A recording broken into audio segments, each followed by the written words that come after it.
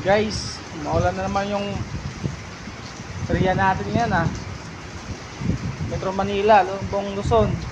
Nasa 50% na yung sinakop ng leisure area. So tingnan natin guys yung lugar namin. Sobrang lakas. Yan guys isang maulan na hapon.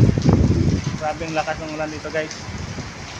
Ayan Nalong-nalo to guys Hindi mo na makikita yung mga building Medyo madilim, parang na tayo sa Bagyo. Kapal ng hamog. Ayan yung mga pub niya nawawala yung Star Mall kasi bakbak na sunog na guys. Ayan guys lalaki ng patak. Grabe. Ayan guys wala ka nang makikita doon. Hirap nang magbiyahe ngayon. Sa mga nagbabiyahe, ingat-ingat.